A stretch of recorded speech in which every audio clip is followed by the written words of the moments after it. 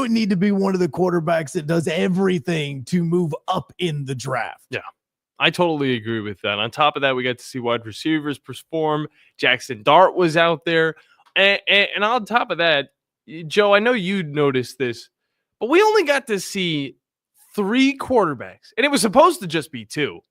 We got to see 3 quarterbacks. I was so confused. Run the 40-yard dash. I was so incredibly confused. Like I go back and I look at what all happened and I go, why are there only 3 quarterbacks with a 40 time? It's because I wanted to see what Jalen's was. I went, when did he? Yes. I'm still trying to figure out when he decided not to participate in all this stuff. Well, it seemed like did I miss that at some point in time? Yeah, it seemed like it was very just like on the fly because we got to see Brady Cook. We got to see the Memphis QB as well, Hennigan. And both of them ran respectable times. I will say this, Brady Cook, a lot faster than I thought. He ran a 4.59. I got to admit, this kid, he might be something special. I liked him at Mizzou. Obviously, had a little bit of a down year. If you put him on a team with 3 to 4 top-tier wide receivers, meaning like NFL wide receivers. Right. Come on now. He had one of those on his team, back in Mizzou, which you could make a point. There are a few more that you could, but at the same time, they got a little bit more growing to do. I'd say Luther Burton, of course, it was that one guy that he had.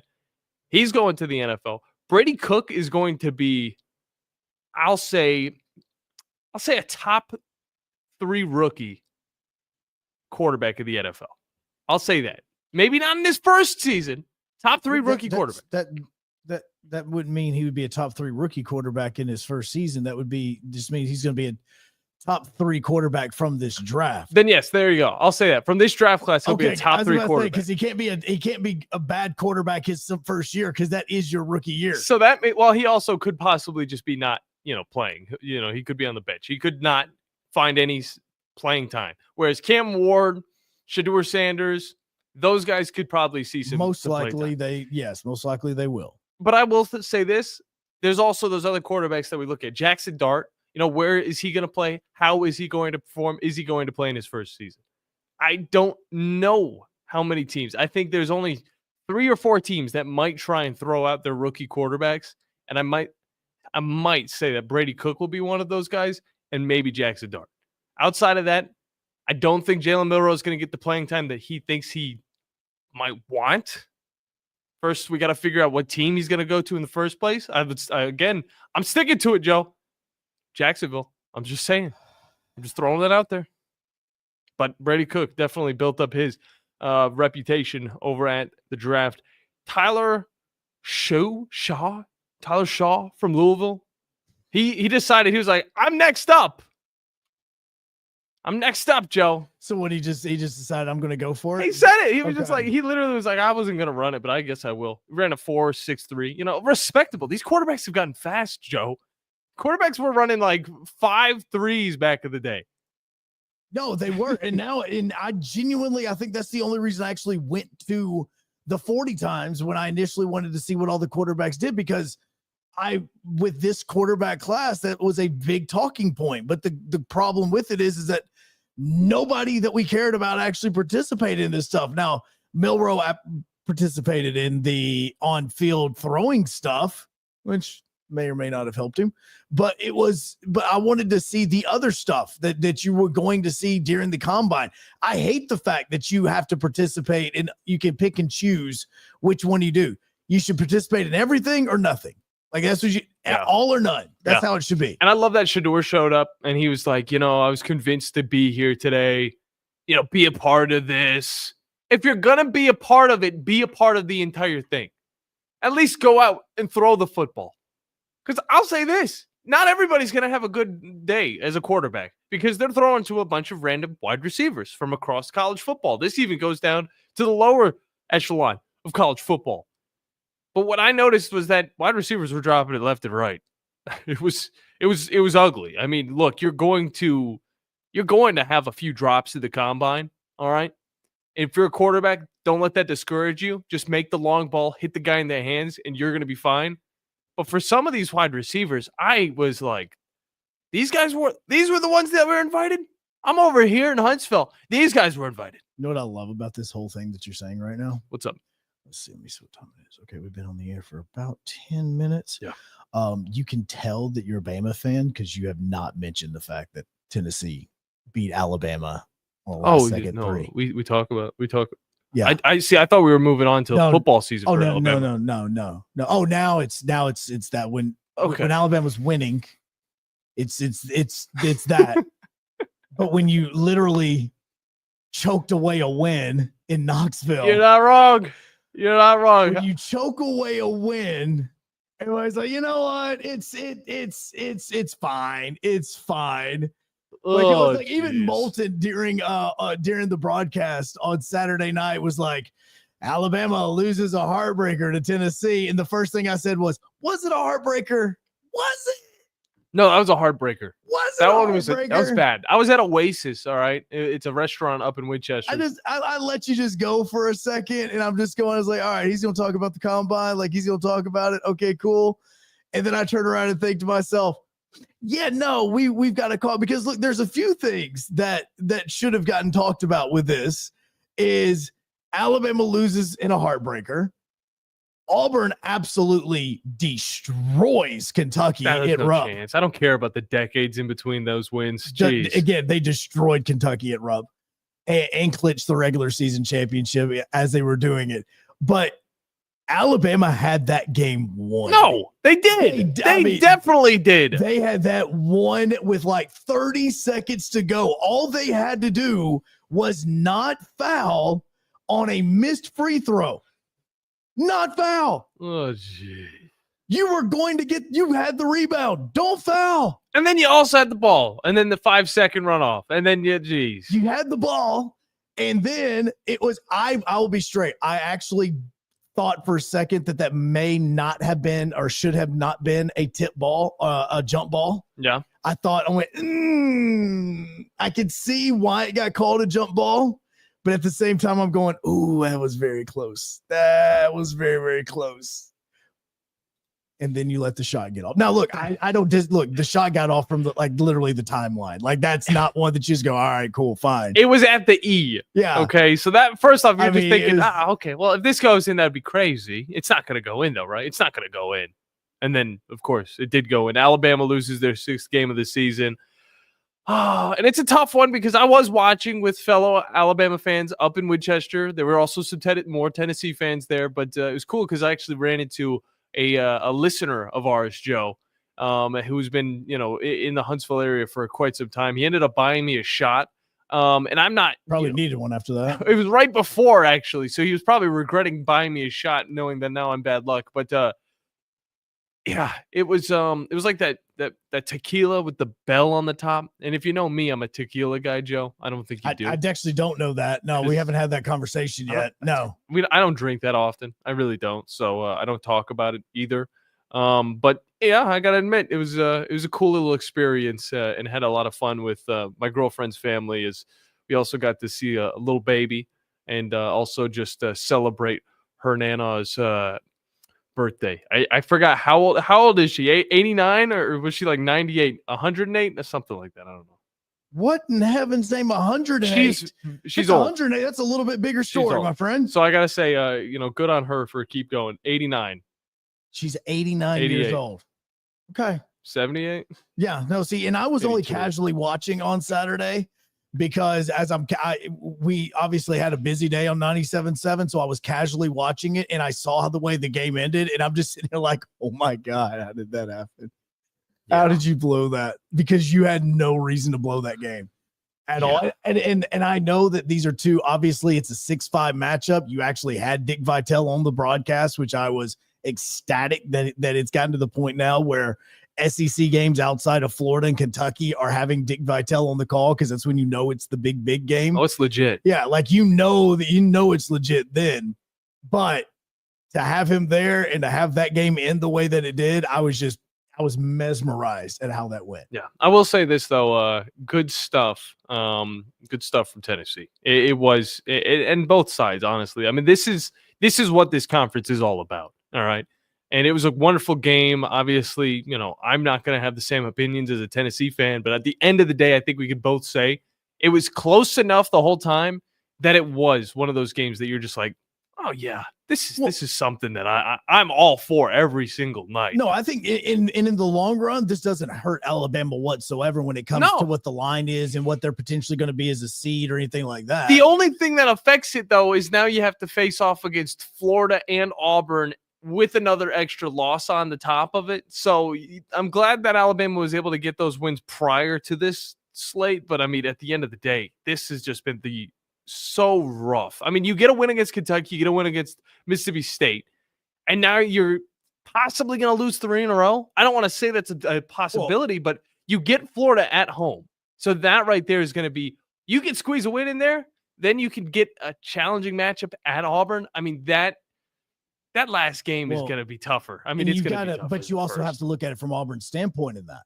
I'm not saying that Auburn's going to phone the game in, but you just won the regular season championship. You're the number 1 seed in the SEC tournament, and you've got a game on the road at A&M tomorrow night, and then you've got Alabama at home this weekend.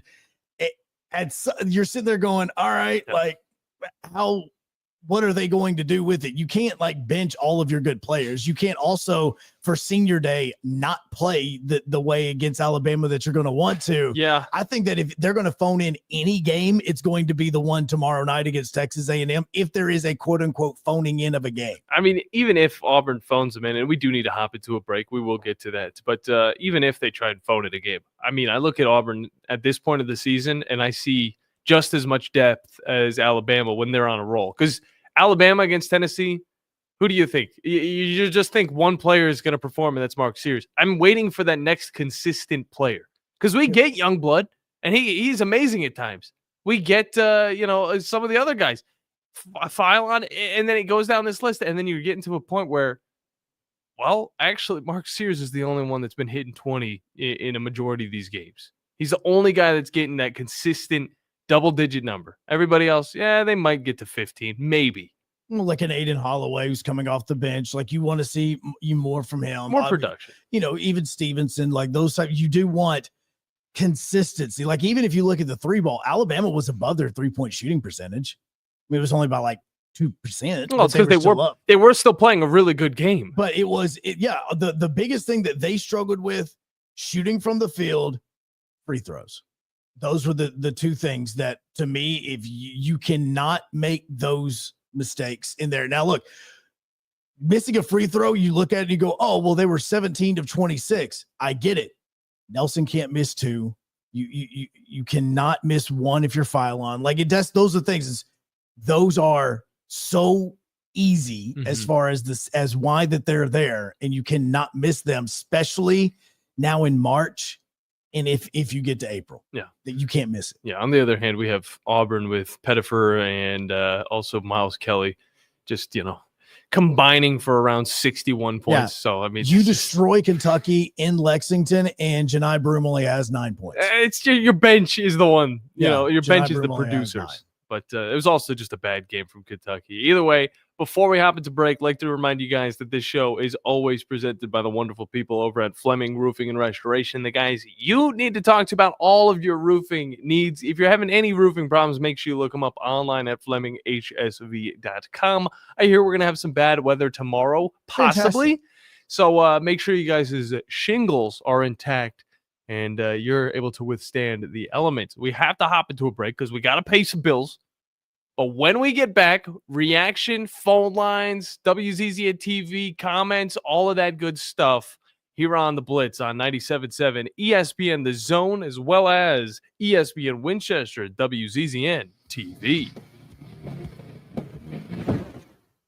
The state's largest orthopedic group is growing to meet the needs of the patients in our community. The Orthopedic Center has long been the most trusted name in orthopedics in North Alabama. So as our area continues on the fast track, so does the need for premier orthopedic care anywhere and anytime you need it. TOC is proud to announce the opening of our new locations in Albertville and Hampton Cove, along with the grand opening of our newest office in Decatur. These clinics will offer the same high-quality orthopedic care you have come to associate with TOC, with the convenience of being closer to home. As a patient, your time is your most precious asset, and we recognize that at TOC. That's why we are also proud to announce the opening of our urgent ortho clinics to handle those bumps and bruises that need prompt attention. These clinics are available to care for acute orthopedic injuries with no appointment necessary. With 38 physicians, 20 centers of excellence, and now more than a dozen locations to serve you, TOC will continue to be the name you turn to for the best orthopedic care at the right time. Visit our website at visittoc.com for more information. TOC, helping you live a better life.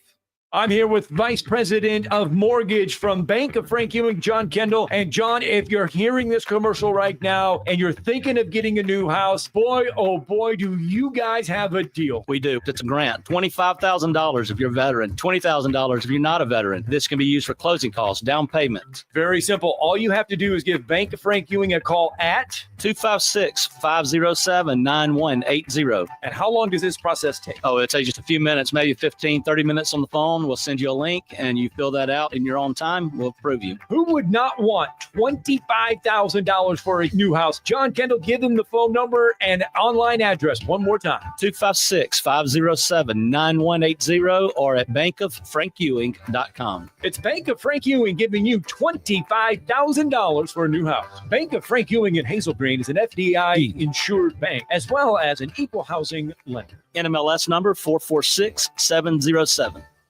I'm here with Stan McDonald of Jacob Title. Stan, I've heard that every real estate closing at Jacob Title is a very big deal. Why is that? Wes, I'm reminded of a very impactful statement that I heard from Coach Gene Stallings years ago when he talked about big games and little games. He said he didn't like that comparison. He says, because try losing one of those little games. And if you ever do, it ends up being the biggest game all year long. Well, it's the same thing with real estate closings. Every game, every closing is a very big deal at Jacob Title. Because when it's your closing and your contract on the line, it's a very big deal. And we understand that at Jacob Title. So it sounds like whether your client is a first-time residential buyer or a multi-million-dollar investor, they can expect your A game. That's exactly right. As a matter of fact, when you bring your real estate closing to us at Jacob Title, we understand it's all about trust and confidence. And when Stan McDonald tells you that a chicken dips snuff, you can look under his wing for the box. And like Beams likes to say, there's no doubt about it. Eagle Masonry and Installation. It's right there in the name. Eagle is your one-stop shop for block, stone, or brickwork, monument signs, and outdoor kitchens and fireplaces. Eagle also offers the finest craftsmanship and insulation, including fiberglass or spray foam insulation, and of course, insulation removal. Philip Love and his team have years of experience, bringing the region the best in masonry and insulation services. For more information and a quote, visit insulatewitheagle.com or call 256-755-1556. Eagle saves you time. Eagle saves you money. If hunting and outdoor recreation are your passions, it all starts with the right property. That's where I come in. I am Bo Butler with Southland Realty and Auction, a hunting and recreational land specialist and a Jackson County native who sees land through a hunter's eyes. Just as you trust your guide on a big game hunt, you can trust me to find the perfect property for you. Thinking of selling? Let me help you make your land attract buyers. Remember, Bo knows land. Call me at 256-609-0512. From the Fox 54 Weather Center, I'm meteorologist Emily Owen. Clouds begin to increase for this Monday night. Low temperatures going to be falling into the upper 40s. Heading into our Tuesday, that's when we're going to see the risk for a few strong to severe thunderstorms to develop in the afternoon. We could be seeing damaging wind gusts and potentially heavy rainfall. High temperatures going to be warming to near 70 degrees for the afternoon. I'm Fox 54 meteorologist Emily Owen on your home for ESPN Radio 97.7 ESPN, The Zone. We are your home for March Madness. 3 seconds to go. Here comes Suggs. Long three for the win. We are 97.7 ESPN, The Zone. Not with the devil in malevolent as I've ever been, head is spinning, this medicine screaming. This is very timely just because we the Stadium Series this past weekend got to see the Red Wings face off against the Blue Jackets. And what an interesting thing. I wish there were more Stadium Series games. I'm going to be honest with you. I want the Havoc to do one. The Havoc, that would be so I cool. I want the Havoc to do one to Joe Davis. You think Joe Davis, or you think maybe put it inside of a baseball field? Think we could get it at Trash Pandas? Whichever one wants to do it.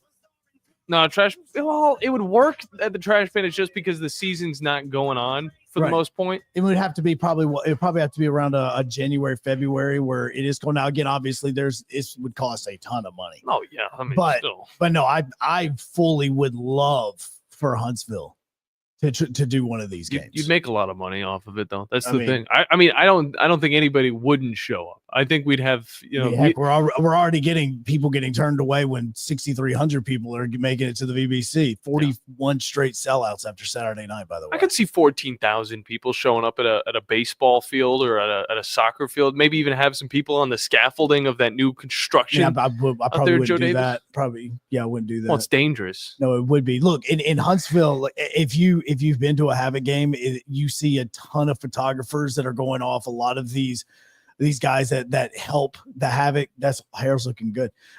Need to tame it. The one of them, his name is Michael, and he is an amazing photographer. You see a lot of his stuff.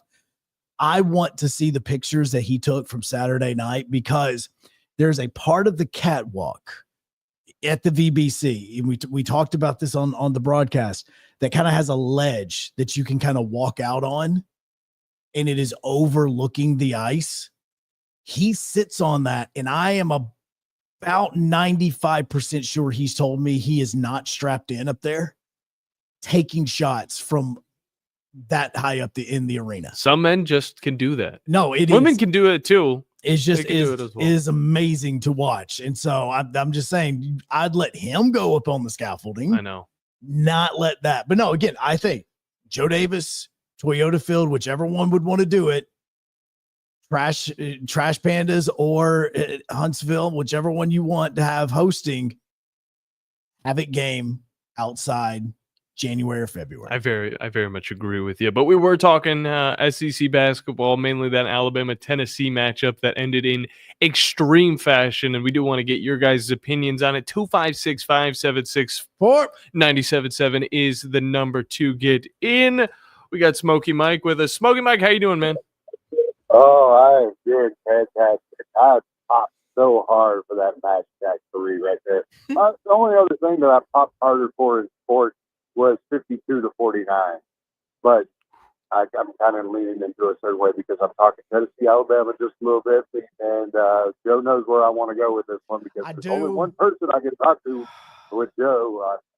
So Joe. And I told John this when he says, "Hey, Smokey Mike's on hold." I was Don't like, let him down. I was Don't like, let him look, down. man, I still have 45 minutes left of the show to watch. I know. You got the most important 45 minutes out of all of it. I know. And here's the reason. Everything that went down in the elimination chamber on Saturday night was happening at the exact same time that Huntsville and Birmingham were going into OT.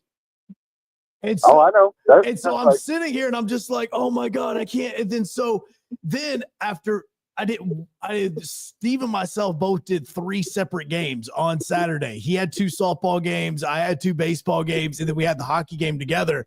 And so Sunday, I was basically just trying to save myself. I was slept for majority of the day. Like, it was a long one. So I started watching Elimination Chamber late last night. Like, I started watching, and I've literally gotten to the part. I will tell you exactly the part that I'm at. Right when I pulled into the building today was when the buzzer went off and John Cena comes out of the pod. Oh, that is where I'm at. That is where I'm at, man. And you know what's bad about this is I am trying so hard to stay off of all of social media, even though I obviously know what, to an extent, what happens at the end, but I don't want to see video already. Like you are living under a rock if you don't know what. Look, is this what it would have been like if Hulk Hogan would have turned when X was around? Like, if X was around in '96, is this what would have happened when NWO was formed? Yeah, most definitely. Because all of social media, as much as I forgot the combine was happening, because all of social media is talking about this. Barely anybody's talking about anything else in sports that has happened over the weekend outside of what John Cena did on Saturday night. I cannot find it. They did the thing, Joe. I know. And I'll be straight. I was trying to watch it and get finished with it before we started the show today, because I wanted to make sure that I did, because I figured either you or Yorkie or somebody else was going to make a comment about it, and I did not want to miss out on it. But I also didn't want to fast forward, because you know what, you texted me this, and I apologize for not replying. It's like one of the greatest Oh, no. I understand why you didn't reply. Yeah. But I wanted to forewarn you because if I send you that text, you know how big that is. Yeah. And he said, and Smoke even said in the text message, you go, hey, that's probably one of the greatest, like top to bottom pay-per-views that I've ever watched. Wow. And I said, okay, in my head, I went, okay, well, I just can't skip around. Like I can't just go to the ending. I've got to watch the entire thing. Exactly. Because when it's like a movie at that point. And Mike, and I'll be straight, and Mike knows this. He is so good and he knows so much wrestling history. For you to say that, I was going, okay, this has got to be a banger from beginning to end. Yeah, like, I mean, the only other one in recent memory, and by recent memory, I'm talking 15 years, is Money in the Bank 2011, and you know how big that one was. Oh, that one was, there was almost a riot at that one. Yeah. So, yeah, I mean, but you know what? Since you haven't fully watched it yet, I'm just going to hold myself until tomorrow, and I will call back in, and we will discuss. Absolutely. Now, yeah, absolutely, because I promise you, I have 45 minutes left. I'm going to finish it tonight before Raw starts. Like I am. And I hate myself for not even being able to watch it Saturday night once I got home, because that was the plan. But then I got home and I was wiped out and I wanted to watch it. I did. I wanted to watch it where I could actually focus on it. I'm a dad of teenage twins working a full-time job. I completely understand how that goes. Yeah. No, I mean, again, look, and I will tell you, I can talk about every single thing up to the moment that John Cena comes out of the pod, because I've seen every bit of that. I've seen all those things. It sure started out as white hot as it possibly could. I'll tell you that. Yeah. I mean Sammy and Kevin Owens, their fight, amazing. Orton coming out on KO, tremendous. Jade Cargill coming back, all of that, fantastic. I can talk about that all day. Just the last 45, I can't hit on just yet. Haven't got there. Well, I'll call back tomorrow because we're going to talk the last 45, because that last 45 is quite impactful. Yeah. You know what I mean? Yeah, no, I do. I feel all as if I'm sitting here and telling you stuff. Yeah, man, I honestly, I can't believe that the Falcons just won the Super Bowl like they did. I turned it off at the end of the third quarter. I mean, it was over with. I don't know why I should watch the rest. I truly feel like I'm in this situation right now. All right. Well, I'll be calling back tomorrow. Okay. Good stuff, man. He will. Yeah. No, I did. Look, Johnny, if you would have texted me and said, hey, I need you to watch the important things over the weekend, I would not have watched Alabama, Tennessee, nor would I have watched Auburn, Kentucky. I would have went back and rewatched Elimination Chamber. No, I understand, Joe. I know where your allegiance is at. Well, it's not about my allegiance. It's about the fact that when you get on social media and probably 90 to 95% of your feed is filled up with that. Yes. Got to get caught up, man. There were more people talking about what happened at the Elimination Chamber than the NFL Combine, than Alabama, Tennessee, than Auburn, Kentucky, any of that. Well, look, it even spilled over into my account. All right. My feed. And I'm not a huge wrestling dude, but I think it's cool at times. But I will say this, I did have quite a bit of Alabama, Tennessee coming up on my feed, as well as Auburn and Kentucky. And I think outside of that, not that much. Well, and I think it was all of that up until about 9 o'clock. Yeah. You know, and I was telling Smokey the truth. The moment that all of that was happening was the exact same moment that Birmingham tied it up against Huntsville, go into overtime, and Huntsville beating Birmingham in OT. Yeah. It was all at the exact same time. Yeah, and it was a great game for Huntsville, and we'll be talking a lot more of the local sports in the second hour. There's a lot about what happened with that over the weekend. So we're going to have a lot of fun with that. It also opens up the phone lines even more. It is getting to the point where it's crazy to say this, because locally we talk a little bit about trash pandas. You can talk a little bit about soccer. Dude, we can have a whole hour, Joe. Well, we do have one tomorrow night, but this is now getting to the point where I think majority of our listeners can hop in on everything that's happening between Huntsville and Birmingham over the last 72 hours. Yeah, because they're probably also experiencing it as well, so they want to get in their opinions. But let's hop back into the phone lines. We got Wolverine Dan on with us. Wolverine Dan, how you doing, man? How you doing, brother? Hello. Can you hear me? Yes, we got you. Yeah, now. we got you, bro. Okay, good. All right. Well, yeah, you kind of came in pretty quick. I'm not used to that quickness. Anyway, couple things. First off, the closest I get to wrestling is the beer I drank. The Mardi Gras parade.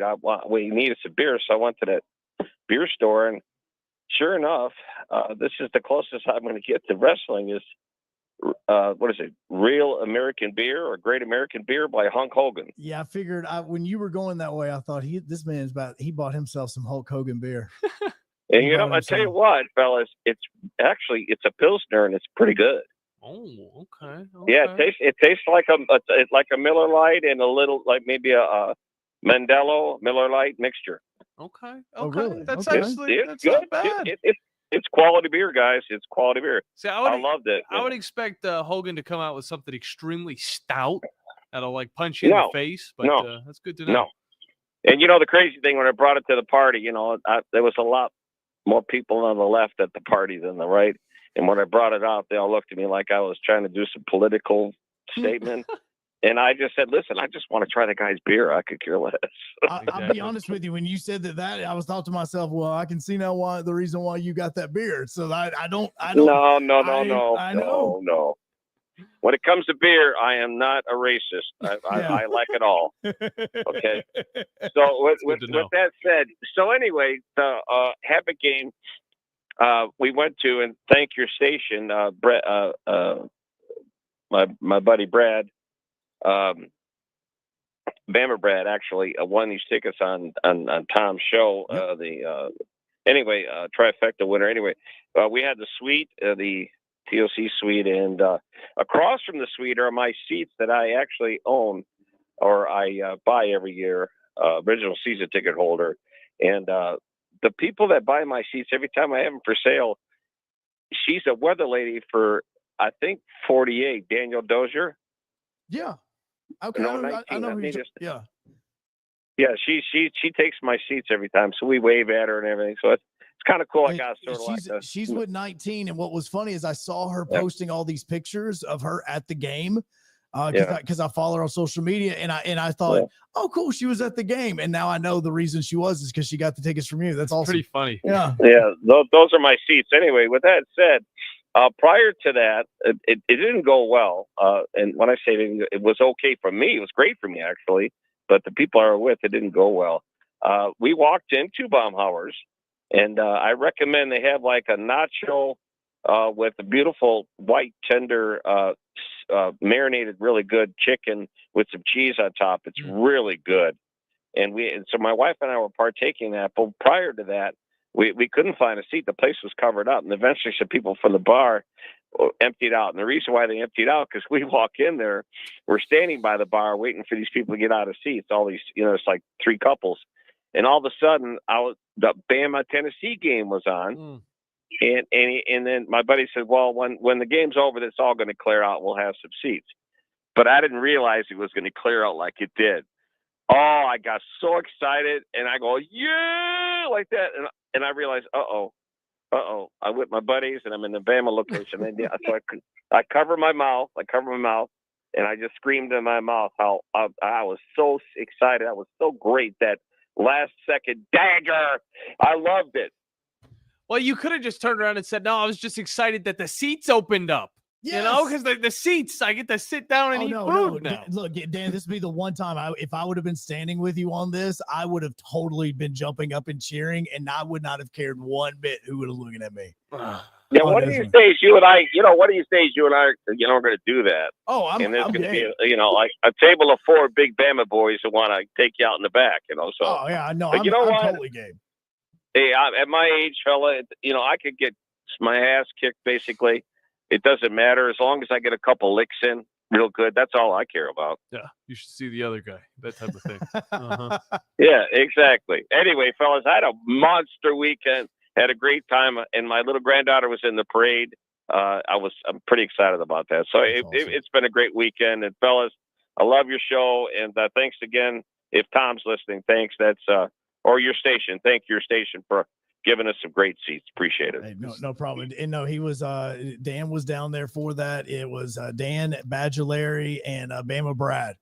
that were all down there in the suite that was very close to where the Havoc bench was, because Bama Brad actually rolled over and started talking to me during intermission. And then I turn around and boom, and Dan's standing right there beside me. And I kind of joked because I hadn't seen Dan in a while. And the first thing I saw, because Moulton and I were talking about on the air, because he sees me talking to somebody, and I was like, Wolverine Dan is here, and I can confirm he is not wearing a Canadian jersey tonight. He is not wearing a Canadian jersey. So that was a conversation that we had. And Dan was awesome because he let me joke on him a little bit on the broadcast a little bit. So well now I kind of want to know, what was he wearing? Oh, he was wearing a Havoc jersey. Okay. Yeah, he was in a Havoc jersey. Good so, to know. Yeah, no, he did. He had that one on, and he had he's got style. Yeah, so he was rocking a Havoc jersey, and let's just say that the game on Saturday night was every single thing that I think a game between Huntsville and Birmingham should be, and it felt like a playoff game, which was intent. You could literally see it on everybody's face. Yeah, no doubt about that. And Tom does not listen to our show. I can confirm that. Oh, no, absolutely. If you guys think you're giving a message to Tom on this show, he's probably thinking about his fish or something like that in his studio. He listens on Tuesdays when he's driving in. That's when he listens. And that's not even true, because he goes and listens to Mad Dog. Yeah. So that's nice. I would know that. But look, and there's some more things that have kind of popped up between Birmingham and Huntsville that I kind of want to see if there's more people that are kind of getting in on this now, because it has now become a massive let's just say that even the radio station now is a part of the rivalry between Huntsville and Birmingham. I'll explain at the top of the hour. Yeah, we have to hop into a break, but when we get back, more phone lines as well as the second hour getting queued up here on a Monday on the Blitz on 97.7 at ESPN The Zone, WZZN TV, and WZZN. This is Brent Musburger's VSiN Action Update on 97.7 ESPN The Zone. For a limited time, GBank is offering a $250 bonus when you open a GBank Visa signature card. Apply today at vsin.com/GBank. Christopher Bell has won back-to-back races to start the Cup Series season, wins at Daytona and Austin. He's 4-1 to win the Cup Series title as they head to Phoenix for Week 3. Coming up today, North Alabama hosting Austin Peay in the quarterfinals of the Atlantic Sun Tournament at Flowers Hall. The Lions are 12.5-point favorites over the Governors, 144.5 the total. North Alabama 2-1 to win the Atlantic Sun Tournament title and earn the league's only bid to the NCAA tournament. Lipscomb -170 to win the tournament title. They host Central Arkansas in the quarterfinals today as a 19.5-point favorite. For more, go to VSIN.com. Mike Sennett, 97.7 ESPN The Zone. Tuscaloosa, we live by the blue-collar basketball motto. Stepping back, deep three, hard work, 2-on-1, driving, stepping through, stop, shot, got it to go. Teamwork. Playing the song for the champions of the Southeastern Conference. Join us for every game right here on your home for Alabama basketball. Listen to Alabama basketball all season long on 97.7 ESPN The Zone. Normally, when you call a roofing company, all you hear is you need a new roof. Not when you call Fleming Roofing and Restoration. Since 1965, the folks at Fleming have been focused on what you need, whether it's an easy repair or a full roof replacement, commercial or residential. And when it comes to storm damage, you want Fleming on your side. They know all the ins and outs of insurance claims and will guide you through the entire process. Log on FlemingHSV.com and book your free estimate today. Fleming Roofing and Restoration. We show up. You don't have to go somewhere else just so you can go somewhere new. Plan your next vacation with Huntsville International Airport and Breeze Airways. Enjoy friendly, convenient, nonstop travel to some of the most exciting destinations in the U.S., including the home of iconic casinos, world-class shows, dining, and entertainment. Las Vegas. With flights starting as low as just $79, Breeze has got you covered with easy, breezy, nonstop flights to Las Vegas. Book nonstop to Las Vegas now at flybreeze.com. Conference USA is bringing its premier basketball event back to the Rocket City. Don't miss Witness the 2025 Conference USA Basketball Championships March 11th through the 15th at the VBC Probst Arena, featuring 20 men's and women's basketball teams playing 18 games with CUSA titles and NCAA automatic bids on the line. Find out who's going to be putting on their dancing shoes. Tickets as low as $40. Visit Ticketmaster.com today to experience Conference USA hoops in the Rocket City, March 11th through 15th. Are you tired of power outages disrupting your life? It's time for a Generac standby generator from Current Electrical. Storms may rage outside, but inside your family's powered up. So why choose Current Electrical for your generator needs? 1, we offer a wide range of models to suit every budgeted energy requirement. 2, our project managers handle every step of the process: power, gas, permitting, and inspections. 3, our certified technicians install your generator with precision, ensuring peace of mind. Don't wait for the next blackout. Call 256-880-1880 or visit us online at jetsuperstore.com. From the Fox 54 Weather Center, I'm meteorologist Emily Owen. Expect to see partly sunshine for this Monday. High temperatures going to be warming into the lower 60s. Increasing clouds are going to be expected. Low temperatures going to fall into the upper 40s for the overnight. Heading into Tuesday, that's when we've got the risk for a few strong to severe thunderstorms to develop in the afternoon. High temperatures topping out near 70 for the afternoon. I'm Fox 54 meteorologist Emily Owen on your home for ESPN Radio 97.7 ESPN. The Zone. This will turn journalism on its ear. Watch our stream on WCZN TV on Twitch and YouTube. But you are the greatest hero in American history. We are 97.7 ESPN, The Zone. But it's life I cannot change. And it keep off in the main. Final segment of the first hour here on the Blitz. John Abraham, Joe Hunk. Joe, I wanted to talk about this real quick before we just totally wrap up this past weekend of college basketball so we can look forward to what we got going on this week on our zone, of course. But did you see what Isaiah Bond had to say prior to running the 40-yard dash? Yeah, he was going to beat the combine record. Yeah, Xavier Worthy's, well, it was like 4.22. Gosh, that's fast. 4.21 might have been it. John Ross might have been the 2.2. I know he kind of got close with Chris Johnson. By the way, John Ross didn't go on to do anything. Xavier Worthy, on the other hand, doing some stuff. So you're thinking, okay, Isaiah Bond's really did some stuff. He's probably the only guy that really did anything in the Super Bowl No for the doubt. Chiefs. He talks a very big game, and it was just like it was yesterday that we saw Isaiah Bond catch that football in the back of the end zone to beat Auburn. Of course, it was an amazing time. Then he transfers to Texas. Everybody's kind of like, oh, well, this stinks. This kid he was becoming a superstar. He really just cemented himself into Alabama history. He's going to have a painting of himself on the wall probably here in a few years. And then he's talking this big game coming out of college. He's a junior. And he says, I'm gonna run a 4.20, 4.2 flat. Then he was like, if it's a good day, if I'm feeling like it, 4.19. Holy cow. This guy's talking about some real cutthroat CJ2K over here? speed. I don't know what he thinks he is. What do you think he ends up running, Joe? 4.31. Close. 4.39. Oh, really? Yeah. I was just throwing in something that was under 4.2. That was all I was thinking.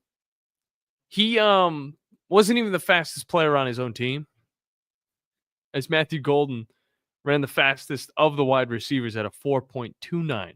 So a whole 0.10 seconds faster was Matthew Golden. Behind him, Dante Thornton Jr.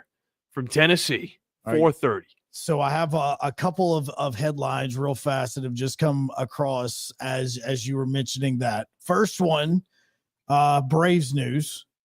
Sean Murphy, starting catcher for the Atlanta Braves, has a cracked rib, and he is now going to be out 4 to 6 weeks. Well, Joe, we could have just picked this up and maybe just touched on it and then let it go into the second hour. Well, no, because keep the viewers. Well, no, because that isn't even like a big thing yet. Okay. Just, no, absolutely. Because Just a now little it's thing. Yeah, it's just a little thing. Because right now, Drake Baldwin, who is the most likely going to be the guy that is going to be getting the reps, which is why Travis DeArno is no longer a Brave. He is ranked the number 11 prospect in the Braves organization in 2024. today their top 30 prospect list will get released, he is the Braves' number one top prospect.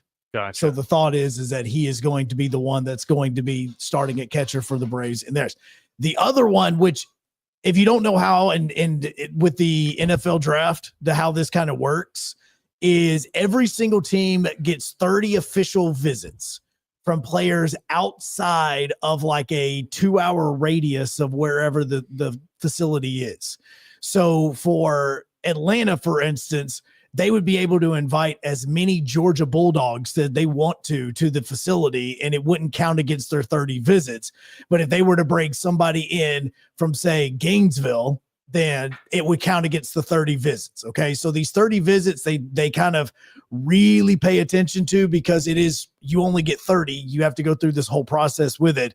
The Titans have announced their first 4 of the 30 visits that they are going to be having. They're going to be visiting this week in Nashville. Can you guess who the 4 guys are? No, because it is extremely easy to figure out where they're starting. Go for it. Shedeur Sanders. Okay. Cam Ward. Yeah. Abdul Carter. Travis Hunter. Got him. Those are the 4 that they are already starting with. It's like, let's just go ahead and start with the 4. Lock them in. One of these 4 is going to be who the Titans draft if they stay in the 1 spot. That's basically that's what this is. Exactly. Yeah. Okay. Well, I'm looking forward to that. There have been some things that have moved around, some mock drafts that have come out that have shown Abdul Carter going to the Titans. And I want your opinions on that. If they do go the defensive route, what needs to happen? Does that mean that they need to maybe trade with the Cleveland Browns or something like that? Or what do you think is in their mindset? What if they keep the 1 spot? I'm going either Travis Hunter or Abdul Carter. Okay. If they keep with the number 1. Do not go Cam Ward. Do not go Shedeur Sanders. So you're do not go sticking with Will Levis and maybe even I never said that. Another quarterback that might come in. No, because I also could see, depending on the way that the draft falls, because look, this is not an amazing quarterback class. So you would think that you're going to have your 2 quarterbacks go early, which would be Shedeur and Cam. Then you're going to see a lull. And depending on how big of a lull that is, you may have an opportunity to jump back into the first round. Yeah. If there's somebody there. The Ravens did it with Lamar Jackson. You can go back and look at, heck, even the Chiefs did it last year to get Worthy that we just talked about. They did this as well. So me personally, I'm going it because you don't know if Shedeur is going to be an NFL quarterback. You don't know if Cam is going to be your game-changing quarterback. But if either of them can stay healthy, and I continue to put that on there because obviously injuries play a huge factor. If Abdul Carter and or Travis Hunter stay healthy, they are day 1 starters in the NFL, and you solidify a position of need. That's the biggest thing. Now, a lot of this with Abdul Carter is also going to be based on Harold Landry, because the Titans did let Harold Landry and told him that he can now start looking for a possible trade partner. And if that's the case, with as much as Harold Landry is valued as that, you could possibly pick up a 2nd-round draft pick. If you pick up a 2nd-round draft pick, then you could still use yours as trade bait to get back into the 1st round to get a quarterback if you see one that you do want to try, like a Jackson Dart. Yeah. Do that. So I go Carter. The part with me with Travis Hunter is I do think that he is a day 1 starter at the cornerback position. I'm very interested to see if he would be good at the punt return / kick return game in the NFL with the way the rules are. I feel like he could be. Well, most definitely. Yes, but then you also want to know how much he would be utilized on the offensive side of this, because the Titans have a bigger need in a secondary than what they have at the wide receiver position, which they do have holes they're going to need to fill with the way free agency is. And we'll find out about that, because now teams are starting to let the players know who is and isn't going to get franchise tagged. And so far, the only one that I've seen has been Trey Smith, has been told by the Chiefs that he is going to be franchise tagged, which makes a lot of sense because he is arguably would have been the best and biggest offensive lineman name in free agency if he would have made it there. Mm-hmm. T. Higgins is going to be the conversation. Does he follow Callahan and the rest of the other players from the Bengals that have went down to Tennessee? Does he go down? He's a Tennessee guy. He's from outside of Knoxville. It makes sense, but we need to know if he's going to get franchise tagged or not. No. So with Hunter, he can start in the secondary. You know that he could be a cornerback, but where else can it go? Because if you can get one guy that fits two positions, a la cornerback and punt/kick return, and maybe even wide receiver, that is a big gap filler that you just drafted. I'm going to be honest with you, Joe. I usually stay away from those shampoos, the 3-for-1s. The 3-for-1s? Yeah. Now found that out. Found that out in lotions. Apparently stuff that you use on your hands, you also shouldn't use on your face. Didn't really know that. I'm learning this stuff now. What'd it do to you? It not breaks me out, but it just doesn't. Irritates? It does. Yeah, it irritates. It doesn't do the same thing. So now I'm having to learn about this whole, got to get one that specializes in that. That's weird. CeraVe is really good. This isn't sponsored by CeraVe, but either way, got a whole other hour coming up. We got a lot to get into. Also, Ashton Genty, his combine performance, nearly flawless. We'll have more coming up next here on The Blitz. Tom Luganville here for my friends at Woody Anderson Ford. Bobby White and his team take great pride in their service department, and you can see it the moment you walk into those beautiful new service lanes. And just like a championship team, they all work together to make sure your experience is second to none, whether you drive a Ford or not. Also, check out the gold certified pre-owned inventory at Woody Anderson Ford for great deals every day. Stop by and see them at Jordan and Sparkman or at Woody Anderson of Madison on Hughes Road, or visit WoodyAndersonFord.com. Are you trying to find a new house? Are you trying to find the right loan, the right people to do your loan? Look no further than the Bank of Frank Ewing in Hazel Green. John Kendall, the Vice President of Mortgage with me. John, when they need a loan, and I say they, when people need a loan, it's about them. That's right, Scott. Our whole motto is it's all about you. We're going to be okay. You're the one making the investment. We want to make sure that you're taken care of. How do they find you? Give us a call at 256-507-9180, or they can catch us online at bankofFrankEwing.com. It's Bank of Frank Ewing in Hazel Green, where they take the home loan to you and they make it all about you. Bank of Frank Ewing in Hazel Green is an FDI insured bank, as well as an equal housing lender. NMLS number 446707.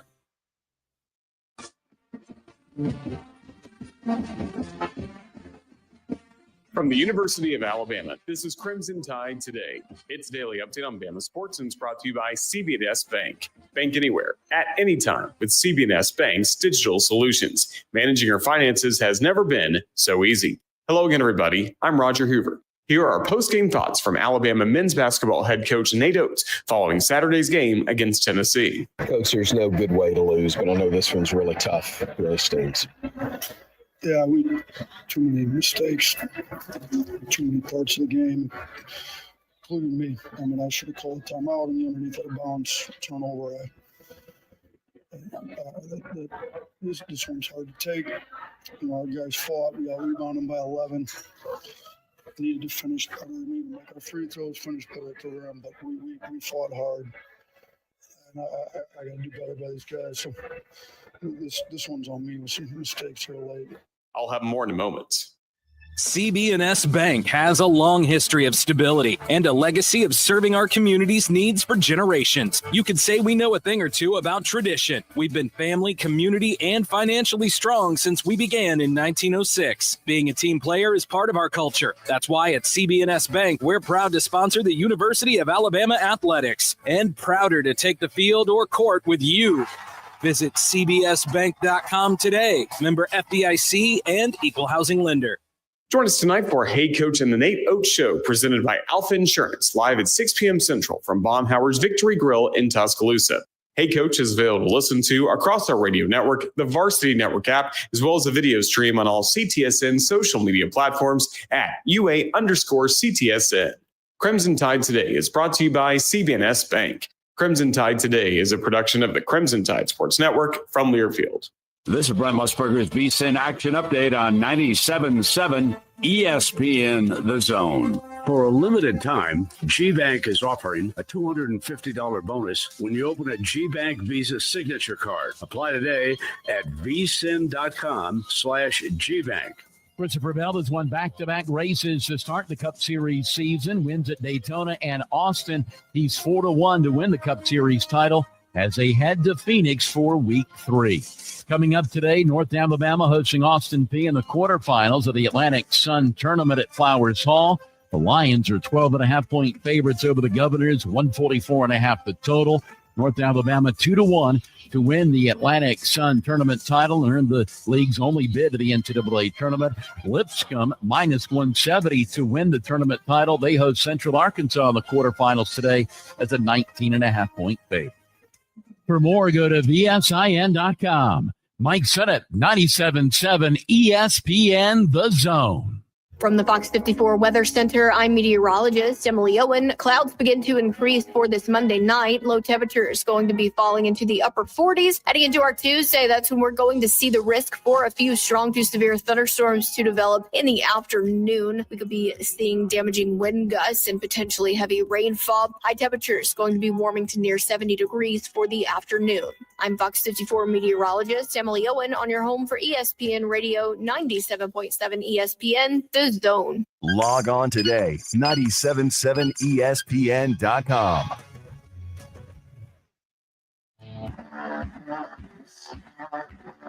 Joe Hunk, John Abraham, 256-576-4977. Welcome to the Blitz.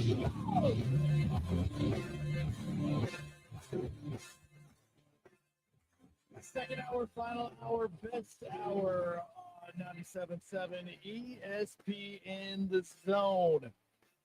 I am Joe Hunk.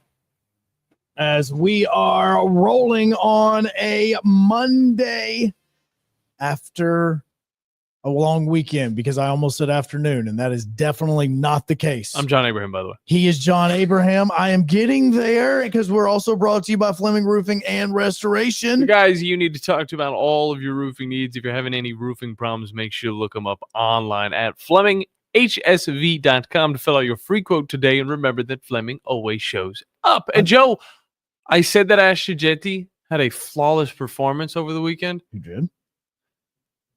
That's without doing anything on the actual field. He made the coaches, he made the scouts, he made them all love him. And on top of that, his grade was already extremely high. We had to look at the other performers to hop out here and try and one-up what Jetti was doing all season long. And that's how this whole thing goes, Joe.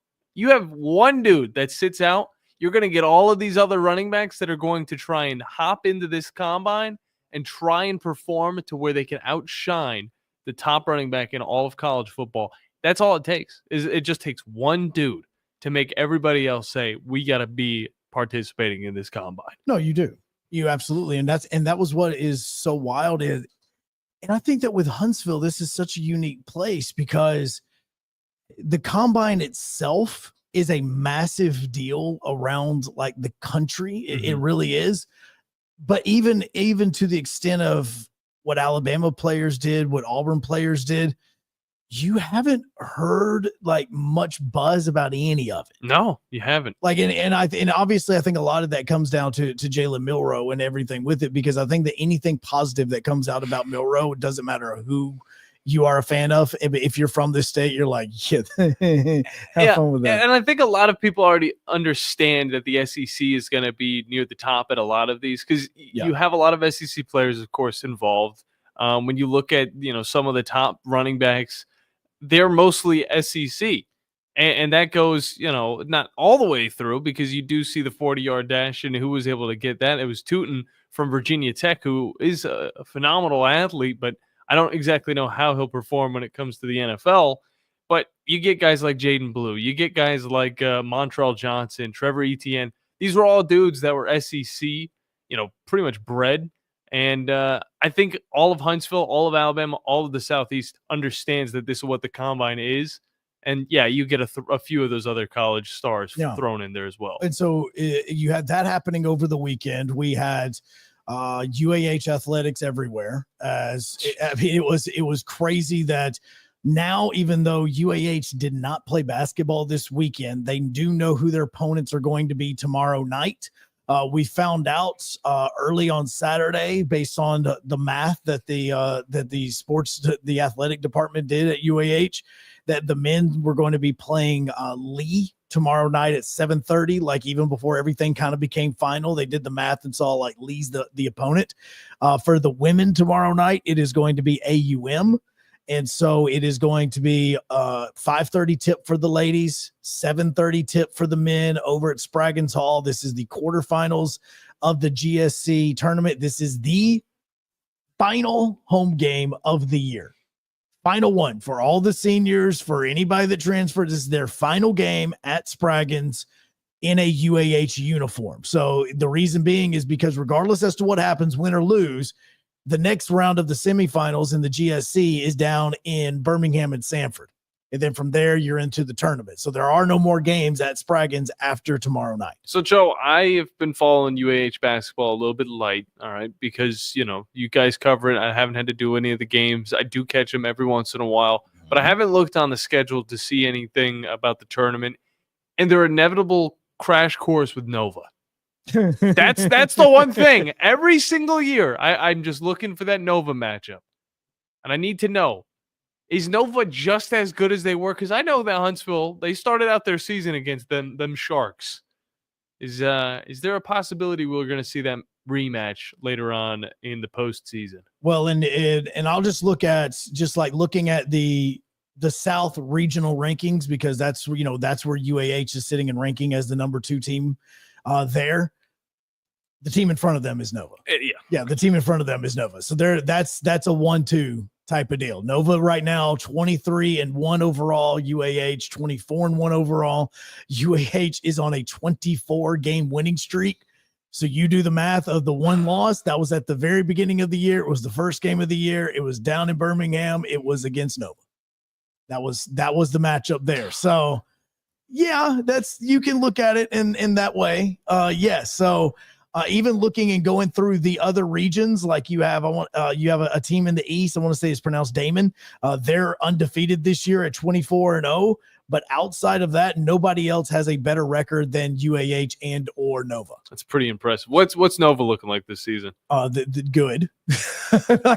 That is, and I think that this whole season is all going down to paying attention to what Nova is happening. The Nova UAH matchup is literally going to be the place that you are going. It's going to be very similar to what we saw with Huntsville Hoover. Okay. That is what is you're going to be paying attention to that. Now, I say all of that because not only did we didn't have basketball, but we did have baseball and softball this weekend.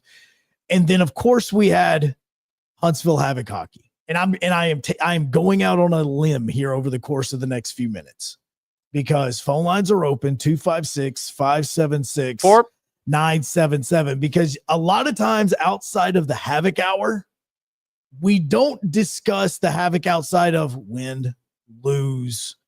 This is how the season's going. They clinch a spot in the playoff, that sort of thing. It's only that. But then you had what happened over the weekend.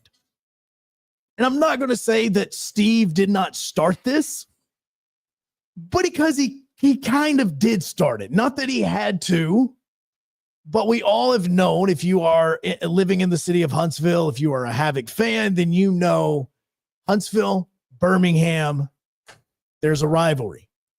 So a lot of times whenever Steve is talking about Birmingham on the air, whether it's here on the drive, which would be tonight at 5:00, or if it's during a game, he doesn't say Birmingham. Do you know what he says? Like what's the road that arena is on? That's what I'm getting. We're getting at. people in the chat right now that are already answering the question. Is it like Springfield? Is it like Sampson? Nope. Harletville? No. He calls him Pelham. Oh yeah. He calls him Pelham. And so it's, So, and the reason is because the Birmingham Bulls play in the Pelham Civic Center or Civic Complex, whatever they want to call it. If you're wondering where that is, it is exact same parking lot as Oak Mountain Amphitheater. Like they are side by side. Okay. So this is why this is kind of how it's gotten started. So Steve has been saying this.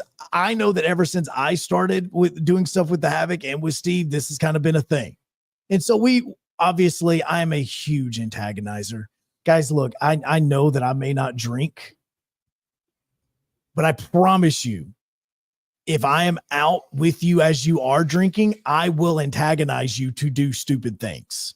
I love that. Actually. I mean, I am that guy. It's a terrible influence. I'm a horrible influence on this. Okay. I mean, horrific at influencing somebody to do something dumb. So anytime that Steve and I do a broadcast and the Bulls come up, I figure out a way to make sure that he says Pelham during this. So I'm not the genesis of this. I have not started this fight. I have not been the one that has continued the fight. But this thing, as a rivalry is concerned, because remember, these two teams have also played for the President's Cup championship at one point in time over the last few years. This thing just got taken to a whole new level Friday night.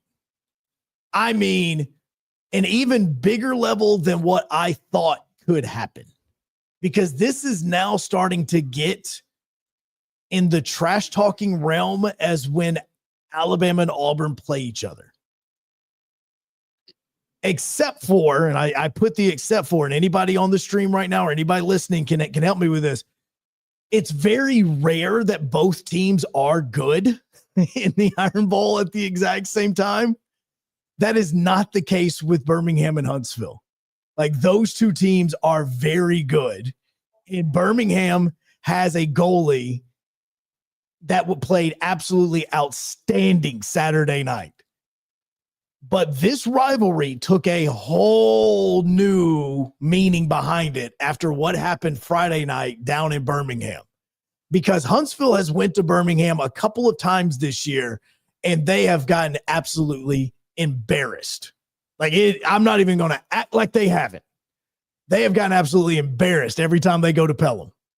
And so I'm watching, but it doesn't mean that the trash talking stopped. Just because Auburn and Alabama fans watch a game where Alabama destroys Auburn, it doesn't mean that Auburn actually turns around and stops the trash talking, right?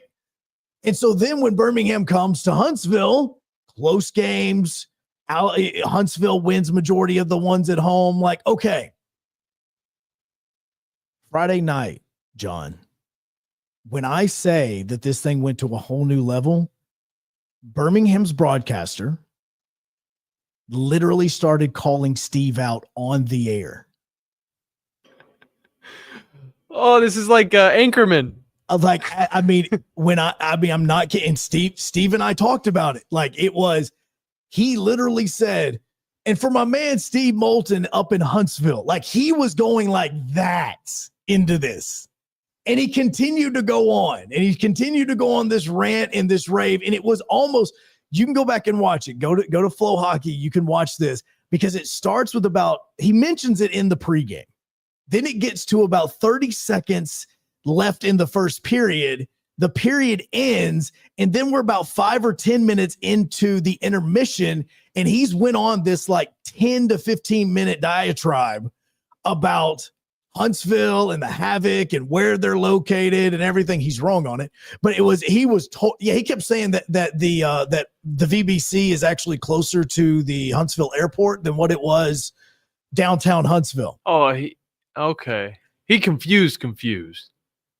We think he was talking about the trash pandas. Yeah. We're pretty sure he was talking about the trash I don't know pandas. how you get those two things mixed up. One of them's a dome. One of them's not. One of them's also a triangle of some sorts. Right.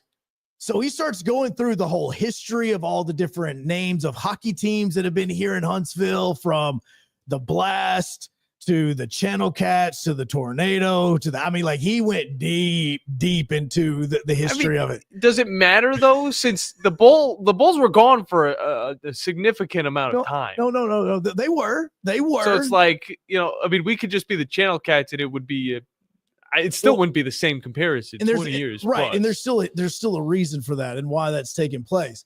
But it was, trust me, it had got that. Then through the remainder of this, it was going on, and people were talking about this with the way that he was going. He starts then breaking down where the arena is located as compared to downtown, how the Havoc should be called West Huntsville Havoc, how, the Tennessee Valley Havoc. He starts going into all of this. Okay, now I'm going to go ahead and say this before we go into this, and before anybody starts wanting to bash anybody, I will go ahead and say I love this.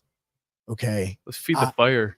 I absolutely love this, and I hope that they see this and understand why I'm talking about this, because this rivalry is starting to gain a whole new meaning on it, because now it is starting to spoil and spill over into the broadcasts. I love every bit of the trash talking. Okay, I'm going to say this. I don't want anything violent to ever happen. No, but I love how much these two teams are trash talking each other. Though that is kind of it's kind of crazy to think that we might not get anything violent talking about a Birmingham team. Well, in hockey, I just mean fans. Okay, because trust me, it's gotten very, very violent. Keep in the fighting on the ice. That's all I gotta say. So he starts seriously, and then once the game was over, he then continued to go on a rant about this. And then at the end of it, he goes, I could say all these things about it. I'm not making the trip up to Huntsville tomorrow night. I'm like, dude, I wanted you to make the trip. I thought you were making the trip. I wanted to. You should have. It was a good game. Come on.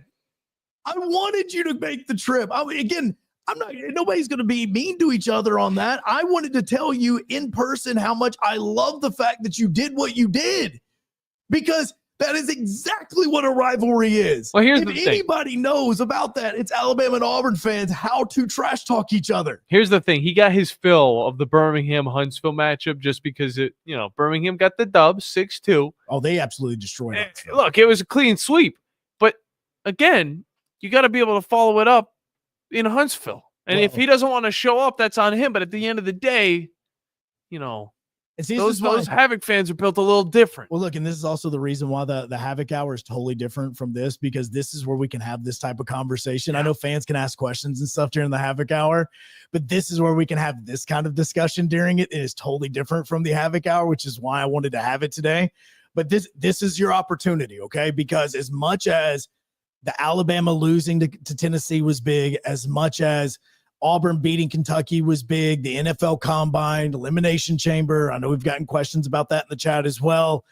This is the fun thing, okay? I even posted this just a second ago into the Huntsville Havoc fan cave, because I want people to know we are talking about the Havoc in this rivalry now, because this thing took a whole nother level after Friday. Steve and I kind of had some fun with it on Saturday as well. Not going to act like we didn't.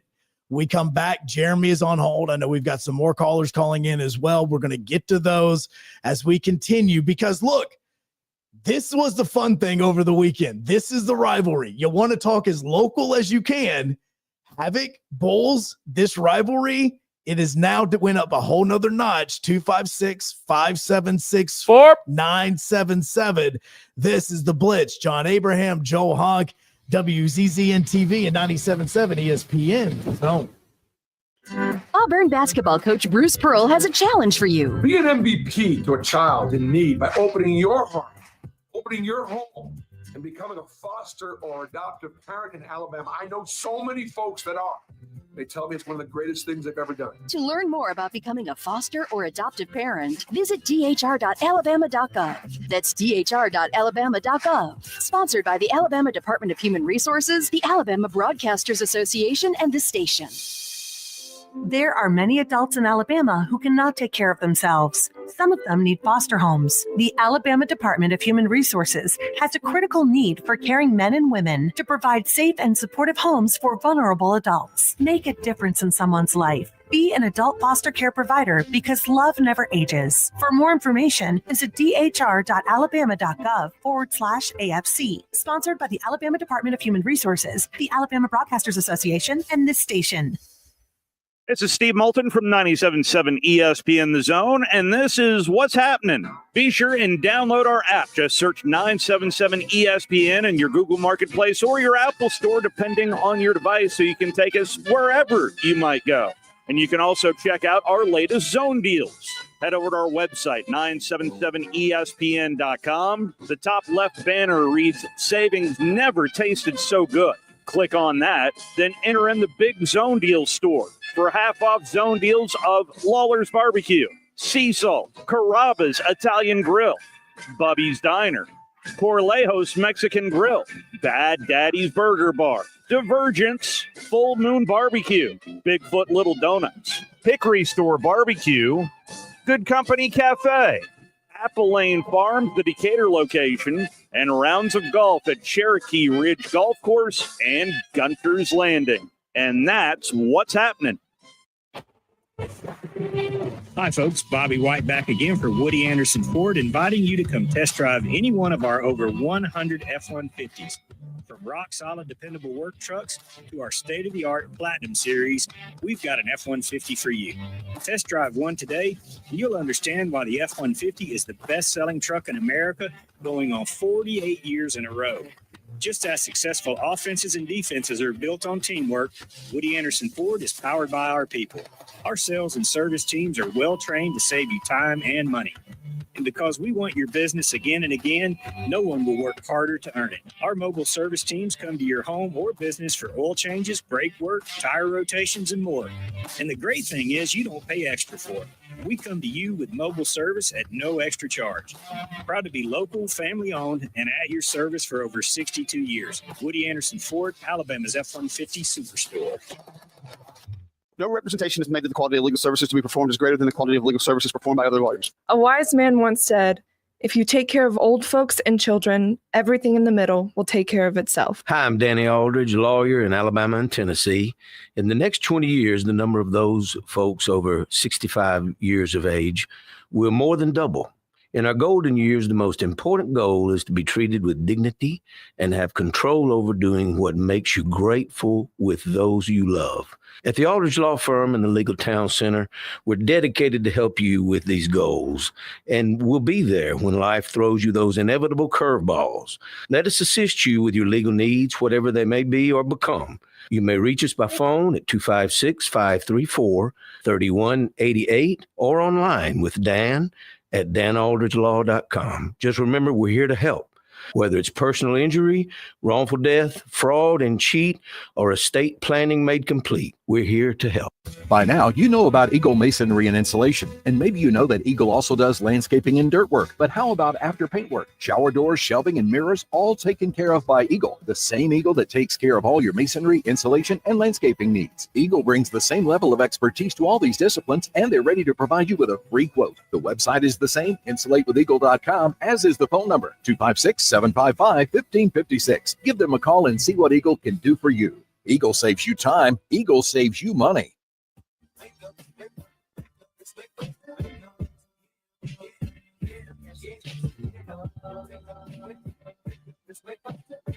Joe, it's the third. The third of the month, Joe. Well, we couldn't play it on the first of the month because that was Saturday. Talking Ball could have done it. They could have done it. Live from University Kia. Look, this is a must. Okay. If it is the quote unquote first of the month, if it's the first show of the month, this song is going to play. This has to. There's also that other song that is more recent than this one, where it's just like, wake up. It's the first of the month. Yeah, and guess where that came from? I mean, I'll jam out with it. I'm just saying. YouTube won't like it. Yeah, look, this is where that came from. Is this song? Because I promise you, any person in their 30s and 40s right now that are driving, I guarantee you, anybody that goes, "Hey, what's today's date?" and they go, "The first." I promise you, somebody in the room at that time, it goes, "It's the first of the month." Gotta say, that one's a relaxing one. The other one that I'm thinking is more of a hype, like, wake up. It's the first of the month, like, just like get ready. That one's more like, I'm going to relax into the new month, which I can't believe it's already March. trust me, man, Bone, a lot of their songs were made in a certain state of mind. Okay. A lot of their songs are going to be chill. Oh, yeah. The other ones were made in a totally different state of mind. Okay. Gotcha. 256-576-4977. As we've talked about everything SEC basketball wise, we have obviously hit on the combine a little bit as well. John's NASCAR thing's coming up because I still promised him that. Woo! Bless it. It wasn't amazing, but it was all right. But there's what happened over the last 72 hours between Birmingham and Huntsville. Obviously, has gotten the radio station involved because Steve and myself have not really helped the situation much, mainly Steve, but it's still part of the whole thing. And we have a lot of people in here that are saying like, this weekend it wasn't Huntsville versus Birmingham. It was actually West Huntsville versus Pelham. That's how these two teams are now going to be called. Pelham Bowls in the West. Yeah. Wouldn't they just be the Madison Havoc? Well, the thought was it should be Tennessee Valley is what it's because you're playing over here. You're closer. First off, you're not closer to the airport than what you are Huntsville. And so this is how Steve trolled the whole situation. Literally, the broadcast starts. He hits it. Do we have it here? No, we don't. But he hits it. He hits the intro device, yeah. and he goes, welcome to downtown Huntsville, where we're at the VBC, and then gives the address. Like, you want to talk about totally trolling, where we are across from Big Spring Park in downtown Huntsville. I feel like trolling would have more been, here we are, West Huntsville. The West Huntsville Havoc going to be facing off against the Pelham Bowls. And for everybody flying into the airport, it's a brisk 2-minute drive down the road to watch this game. So let's come on, pack the stadium. Seriously goes at the Von Braun Center, located at 700 Monroe Street, Huntsville, Alabama. He's doxing the Havoc. Oh my gosh, get him. It seriously was such a hilarious thing to do. But again, goes into the rivalry.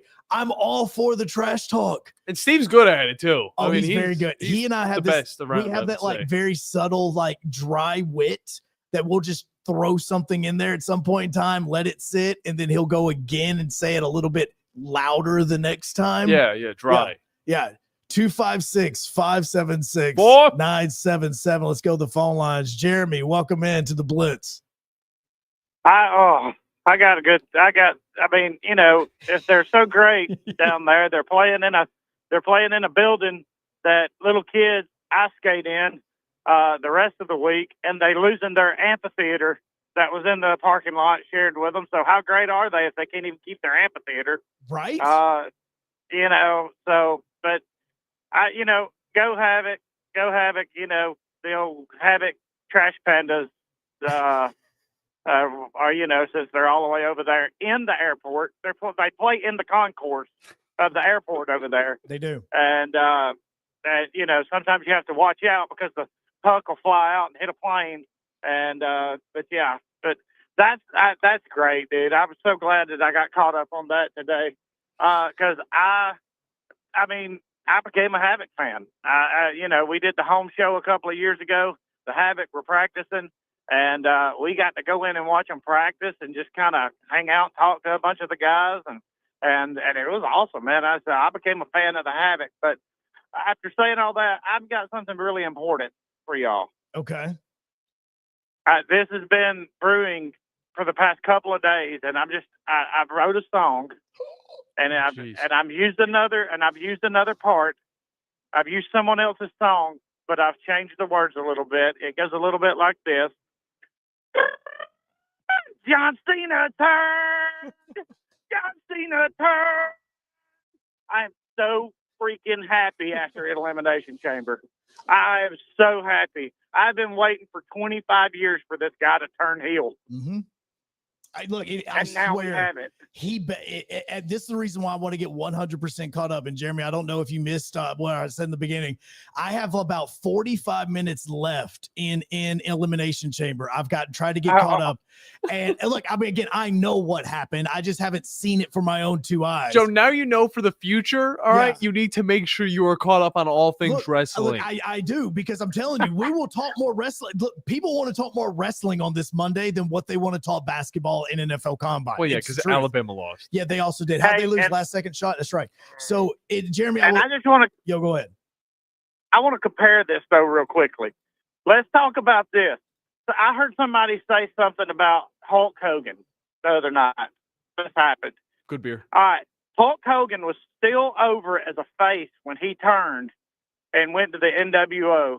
That people were throwing garbage and people were throwing full drinks into the ring, and people were trying to get into the ring and beat Hulk Hogan up. That's how mad they were that he turned heel. Yes. When John Cena does it, just listen to the crowd. Oh, it's amazing. Well, it is. And I think the reason is because Hogan was always the good guy. Like, he was always the good guy. The way that Cena got over in professional wrestling was by being a total DB and being the white rapper guy. And he was totally being the heel on this.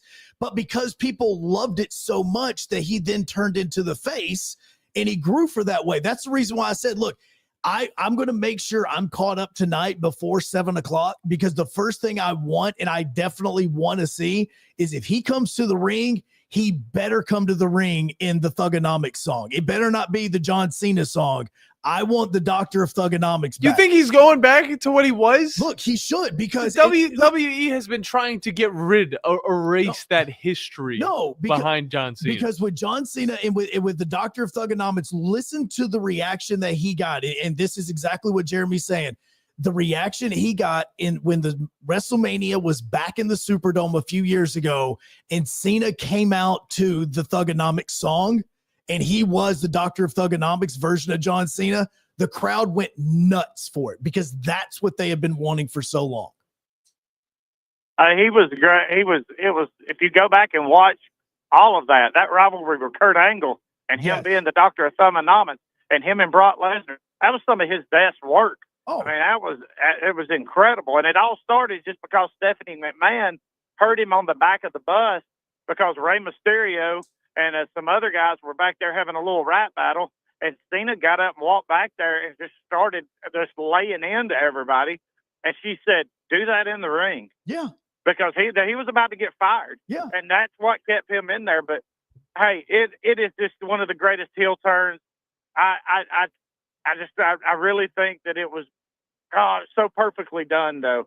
But the whole thing, you'll watch it, like, I got shocked because of Cody, his answer to The Rock. I was like, oh my God, did he just say that? Yeah. It's like, that didn't get beeped, but it's gotten bleeped everywhere else. But I mean, it is, watching it live and seeing it hit, dude. It's been a while. Like, I've really gotten back into WWE more. Like, I've always watched, but I kind of got out of it a little bit, because I was like, oh my gosh, it's always the same thing. It's always the same thing. It's always the same thing. But since Triple H has took over, I've watched a whole lot more. And it's been a lot more interesting. And this right here, I mean, Cena walked into the press conference afterwards and picked up the microphone, and all he did was dropped it and got up and walked out. He didn't answer any questions. He didn't do nothing.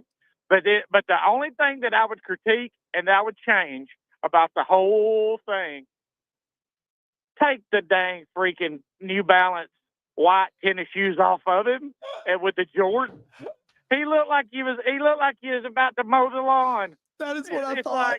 Look, and again, I told so the part in the Elimination Chamber that I'm at, it just full disclosure, is the moment that Cena's pod opens. That's where I'm at, okay? And that's the only reason I know is because I pulled into the building right when that happened. So I paused it so that I can watch the remainder of it. But when he entered the ring, the first thing I thought is, that man is wearing dad shoes. He is seriously. And then it don't help with that big old bald spot popping up in the back of his head, too. No, I mean, look, that's it. Shave your head. Just go ahead and go bald. Just shave your head for the remainder of this run, and go ahead and go get like the over-the-top like spray tan, because you are pasty white with those jean shorts on and everything. Oh. Like, I mean, in the dad shoes. Get rid of the dad shoes. He either needs to shave his head or he needs to call LeBron James to find out who did his hair work. But you're not wrong. You're not wrong on that. Not wrong at all. Yeah. That's still my favorite meme. What if we told you the greatest comeback didn't happen on the court, and it was showing LeBron's hairline? It was a 30 for 30. Oh, that was awesome. But hey, let me say this: Netflix tonight. Oh my gosh, man! If he don't come out on Raw, I mean, he should. I mean, because it's the perfect setting for him to do it, because they can say whatever they want to say. Absolutely. But just the fact that I don't know, just everything about it when it happened was the great. I mean, it was just like they had the perfect trio of announcers there to be there for that moment. They had, I mean, it didn't feel like Elimination Chamber. It felt like a WrestleMania or a SummerSlam or a Royal Rumble. Yep. Just because they had it at the Rogers Center. And I mean, it was so great. And you knew how hot the crowd was because at the very beginning of it, and they've also, by the way, deleted this from the replay of the show. During the singing of the national anthem, Canada booed again. Yeah, John's eyes just perked up on that. Yeah, Canada booed the national anthem again when they sang it before the show started. Hey, and the greatest thing about that is Pat McAfee called them out on that on air. Yes. And I mean, he called them out on that, and he's been doing it on his show all week. And he was doing it when it happened. But hey, kudos to him for stepping up and saying, "Hey, y'all want to do this? Go." Go find something to sit on it. Yeah, he could say it on his show. Yeah, no, he can. Yeah, and Jeremy, thanks for that phone call. And no, thanks, guys. Yeah, and no, he's right. He is absolutely right because it is crazy. Here's the thing: it is crazy that on this Monday, where I know John wanted to talk NFL Combine, like I didn't care about that. I honestly didn't care. The first topic for me was going to be SEC basketball. And we talked plenty about that. We did. And then, but the two biggest things that happened in at least this area over the last 72 hours since we've last done the show has been the Birmingham-Huntsville rivalry getting turned up to 22. Yes. And apparently John Cena turning heel, which I didn't even bring up. I'm going to be honest with you, Joe. I learned what turning heel means in this segment. Oh, that's like a coming of age story right there. So you have faces and you have heels. Okay. Faces are good guys. Heels are bad I had guys. no clue there was a whole little thing going on about that. I thought you were just your own wrestler. And yeah, you could have a bad rhetoric behind it, or you can have a good one. So is The Rock a heel? Because he came out and he looked like a heel. He is a heel because he's considering himself the final boss. So he's considering himself a heel in this storyline. To turn it back into it, because even Tara just hopped in a few seconds ago, this is the equivalent in Huntsville's eyes. We are the faces, and Birmingham is the heels. And in Birmingham's eyes, we are the heels, and they are the faces. That's just how rivalry is, though. It is. No, it absolutely is. And I can't say that I don't know who's the good or the bad guys, because technically Steve is the one that started all of the Pelham stuff. So how about we do this? Steve's the bad guy. No, but we love Steve. No, and that's the other part. That's the kind of the John Cena side. Is John Cena was trying to be the heel, but he was so good at freestyling that people started to love it, and he turned into a face. That's kind of like with us calling Birmingham Pelham. Next thing you know, and John, this is a true thing. Go watch on Flow Hockey because there were multiple signs of this. I still can't get logged in. You still can't get it? It's okay. I'll help you out. Okay. There were multiple signs around the VBC Saturday night saying castrate the Bulls. Oh, gosh. Yeah, we've gotten into the castration category now when it comes to this. This is a true rivalry. Okay? Like this is where it is at. Okay? It is castration. I mean, now you're starting to see this whole thing ramp up. And if these two teams meet in the SPHL playoffs. Yeah, let's start with the playoffs first. Yeah, not saying championship. SPHL playoffs. Like Huntsville's already clinched, which, by the way, T-shirts are in. I've got to go pick up mine. If they meet in this, you want to talk about heated. I mean, heated. That is where I'm going to be excited about this. See, and even Tara just says, oh my God, it was great. The whole thing is great. I want it because Huntsville is going down to Pelham on the 13th, next Thursday night. I want all Bulls fans to have all these things about neuter the Wolves or something like that. Like, I want all of this. I want both teams to have as much smoke as possible. I want it to be as heated as it possibly can because, and Tara knows this because she was there and any other Havoc fan that was there, every single second between Huntsville and Birmingham on Saturday night was I said pucker factor is at 0.01. Okay. Everybody was on edge. Every hit, every pass, every mistake, every goal, everything was literally keeping everybody on the edge of their seats. And it doesn't help that it's got to go to overtime, which is always the most stressful time in all of sports. And also it doesn't hurt that you have a goalie in net in Robo who is absolutely tremendous. And maybe with the win against Birmingham, he may have just taken over the lead for the most wins in the league against a guy in Lots for Birmingham, which I will tell you right now, as much as we make fun of Birmingham and everything, the only thing that I would compliment Birmingham on from Saturday night is how amazing Lots was in goal. That man stopped everything. I mean, it was genuinely an amazing show by him on there. Well, yeah. I mean, what were there, 40 shots on goal and only 2 went through? Yeah, 2 went through. Sheesh. I mean, that's a goalie where you're glad to get through that one with a win, because whenever a goalie's feeling it the night of, it's a scary challenge to face off against. Jay Bird on YouTube says, let's put both of these teams in the elimination chamber and see what happens. Look, I wanted somebody to wrap this thing back around to the WWE. I'm looking at this picture of John Cena right now. The picture of him looking at The Rock before, you probably haven't got to that point. I'm 45. I got you, Joe. But I look at this and all I'm thinking is Spider-Man 3. I'm thinking Tobey Maguire, get in the black suit.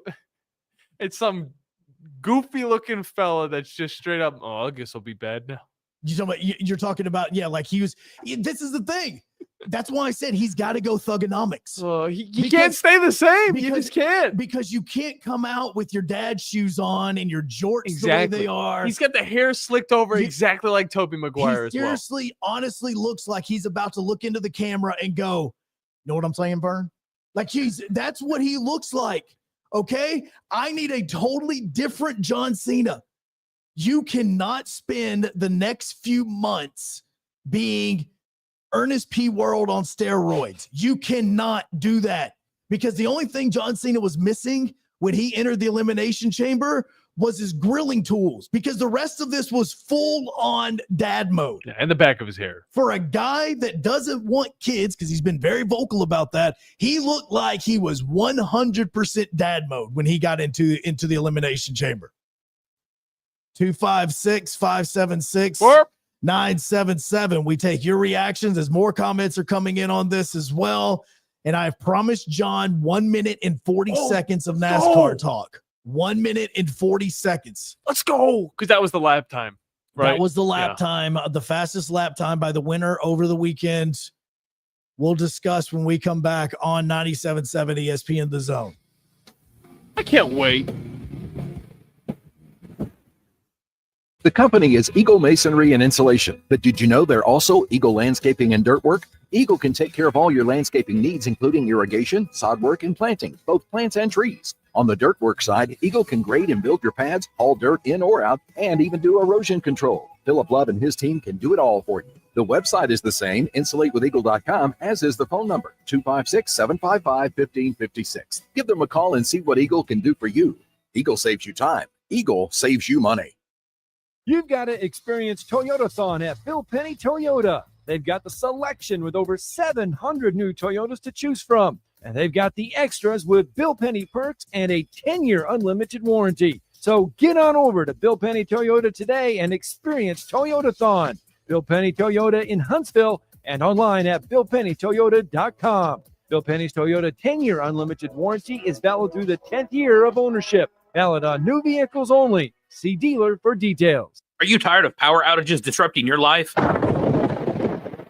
It's time for a Generac standby generator from Current Electrical. Storms may rage outside, but inside your family's powered up. So why choose Current Electrical for your generator needs? 1, we offer a wide range of models to suit every budgeted energy requirement. 2, our project managers handle every step of the process: power, gas, permitting, and inspections. 3, our certified technicians install your generator with precision, ensuring peace of mind. Don't wait for the next blackout. Call 256-880-1880 or visit us online at jetsuperstore.com. SportsMed is the official team physicians of the Rocket City Trash Pandas. And if the pros trust SportsMed, you can too. SportsMed provides every service you might need for complete orthopedic care, specializing in orthopedic surgery, sports medicine, joint replacement, spine surgery, neurosurgery, and podiatry. And they offer their own brace shop, in-house full-body MRI, physical therapy, walk-in clinic, and so much more. 4 locations and on the web at sportsmedalabama.com. The state's largest orthopedic group is growing to meet the needs of the patients in our community. The Orthopedic Center has long been the most trusted name in orthopedics in North Alabama. So as our area continues on the fast track, so does the need for premier orthopedic care anywhere and anytime you need it. TOC is proud to announce the opening of our new locations in Albertville and Hampton Cove, along with the grand opening of our newest office in Decatur. These clinics will offer the same high-quality orthopedic care you have come to associate with TOC, with the convenience of being closer to home. As a patient, your time is your most precious asset, and we recognize that at TOC. That's why we are also proud to announce the opening of our urgent ortho clinics to handle those bumps and bruises that need prompt attention. These clinics are available to care for acute orthopedic injuries with no appointment necessary. With 38 physicians, 20 centers of excellence, and now more than a dozen locations to serve you, TOC will continue to be the name you turn to for the best orthopedic care at the right time. Visit our website at visittoc.com for more information. TOC, helping you live a better life. Hi, this is Wes Neighbors. I'm here with Sam Fleming with Fleming Roofing and Restoration. Sam, tell the folks about Fleming Roofing and Restoration. Hey, Wes. Our company, Fleming Roofing and Restoration, specializes in commercial and residential roofing and repairs. I'm a 5th-generation Huntsvillian, and our family's been doing construction business in Huntsville area since 1965. Sam, what kind of roofs does Fleming Roofing and Restoration do? Our guys are skilled enough. We can come out and address any kind of leaks or issues you might have on your commercial, on your metal roofing, on your shingles. We can do anything, and we can offer you a solution to repair it, or we can replace it. Well, you guys also do insurance restoration. Our staff has 10 plus years of experience as insurance adjusters, and we really do know the inside and out of the claims process at Fleming Roofing and Restoration. Check out Fleming Roofing and Restoration online at FlemingHSV.com, or you can call or text them at 256-651-9440. Hey, Wes, we show up. Hey folks, this is Arthur Seaton, managing partner at University Kia, proudly saying Roll Tide and War Eagle. Stop into University Kia today and shop one of the area's largest selection of new Kias, including Fortes, Seltos, Telluride, and Popular Carnival, and fully electric EV6. View all the great specials at universitykia.com and get pre-approved in minutes so you can drive home your new Kia you really want, because we want to see you in a University Kia. I'm here with Vice President of Mortgage from Bank of Frank Ewing, John Kendall. And John, if you're hearing this commercial right now and you're thinking of getting a new house, boy, oh boy, do you guys have a deal. We do. It's a grant. $25,000 if you're a veteran, $20,000 if you're not a veteran. This can be used for closing costs, down payment. Very simple. All you have to do is give Bank of Frank Ewing a call at 256-507-9180. And how long does this process take? Oh, it'll take just a few minutes, maybe 15, 30 minutes on the phone. We'll send you a link and you fill that out in your own time. We'll approve you. Who would not want $25,000 for a new house? John Kendall, give them the phone number and online address one more time. 256-507-9180 or at bankoffrankewing.com. It's Bank of Frank Ewing giving you $25,000 for a new house. Bank of Frank Ewing in Hazel Green is an FDIC insured bank as well as an equal housing lender. NMLS number 446707. From Coleman to Fayetteville and all points in between. Son, pull the hammer back. Smokey's coming at you in a plain white wrapper. 97.7 ESPN, The Zone.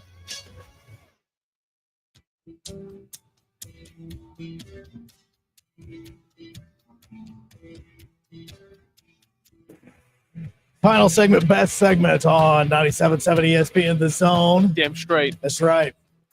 Joe Hogg, John Abraham, phone lines are open to you, 256-576-4210. 4977 as comments continue to roll in. Birmingham and Huntsville. Pelham, thank you. See how you're already getting into it? Goddamn. You already get into it. Come on.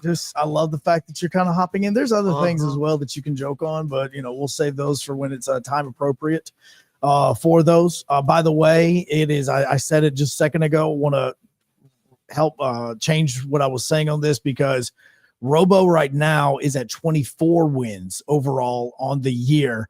Austin Raudebusch, who is with the Roanoke Rail Yard Dogs, is at 25. So he's still 1 win behind him for the lead in that. It also doesn't help that Raudebusch is also having, I don't think Roanoke's lost a game in like 2 weeks, 3 weeks. Oh. Yeah, no, they've actually been playing. They're probably arguably still the hottest team in the SPHL right now. Them the rail yard dogs, right? Yeah, Rail Yard Dogs. They always get hot at the end of the season, though. Well, and this is quite surprising. This is the thing. They are 10-0 in their last 10 games. Okay, that's mad level. They got to turn up the difficulty on that. Xbox. So that means think about this.